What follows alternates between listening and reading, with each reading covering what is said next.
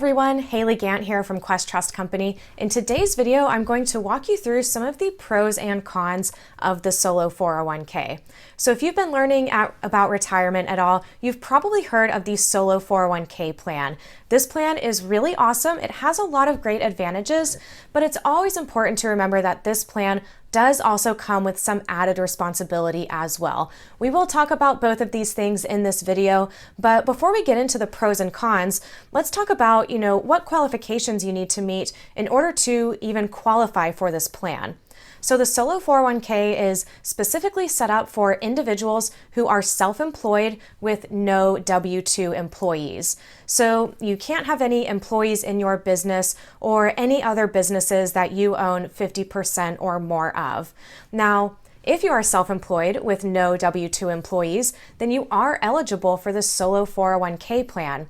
Now, one important thing to remember here is that it's really important that you make sure that you legitimize your solo 401k, meaning that in the year you establish the plan, you do actually report self-employment income on your tax return and you make a contribution to your solo 401k. Now, once you know if you qualify for the solo 401k, let's go through some pros and cons that are something to take into consideration if you're thinking of starting your own solo 401k plan.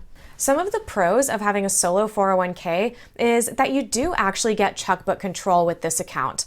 So remember, solo 401ks function pretty differently than just a normal self-directed IRA where Quest actually acts as the custodian over that account. With the solo 401k plan, we basically sell you the plan documents and then you get to act as your own trustee over that plan. Now, that does come with some of that added responsibility, which we'll talk about in a little bit, but one of the great advantages of being your own trustee over your solo 401k is that you do actually get that checkbook control. So, it's easy to sign off on things, you can move very quickly, and you actually have your own checking account set up for that solo 401k. Now, another advantage to this plan is that it also allows for larger contribution limits. So with the solo 401k, you can actually contribute both as the employee and the employer into this plan. Now, total for these contributions, depending on how much you're paying yourself each year, could be up to $57,000. And what's also really awesome about this is the employee contributions can be made as after-tax or Roth contributions. So you can actually have a Roth component growing completely tax-free within this solo 401k plan. You can also do Roth conversions within the plan and kind of convert some funds over. But there's a lot of different, little subsets of money that kind of all fall into play with this solo 401k. But having that Roth component and those larger contributions are a huge advantage there.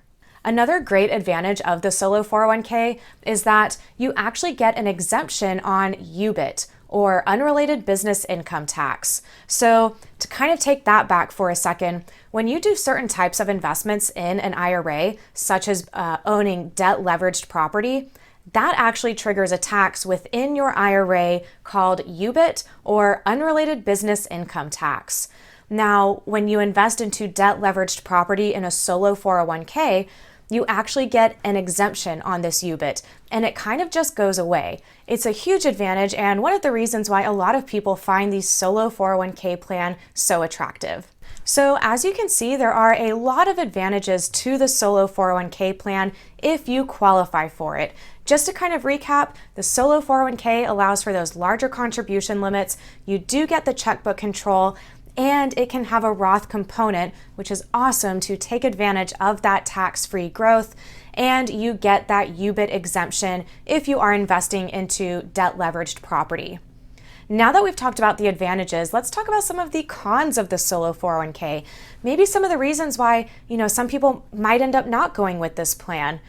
As I mentioned in the beginning, the solo 401k functions totally differently than a self-directed IRA. With most of our IRAs at Quest, we actually act as the custodian, we process the investment documents, we process the payments, and we're going to make sure that anything that we're sending out is not blatantly prohibited. Now, With the solo 401k, since you are acting as your own trustee over that plan, it is so important that you are aware and educated about all of the rules and restrictions when investing with this plan, and that you're aware of the prohibited transaction and disqualified people rules. Because, if you're not, there's really no second set of eyes going over these investments or payments before they get sent out. So super important that you are aware and educated of these rules. Another potential con of the solo 401k is really just all of the added responsibility that comes along with this plan. This includes yearly record keeping. The bookkeeping often involves split bookkeeping all within your solo 401k. You could have some funds that are rolled over from a previous 401k. You can have pre-tax contributions. You could have Roth contributions. You could have a Roth component. There's a lot of different little moving parts in here. And it's really important that these percentages and the bookkeeping for these accounts is kept accounted for and kept straight. Because, in the event that if you ever were to get audited by the IRS, you really want to make sure that you have done the proper bookkeeping and record keeping for your solo 401k plan.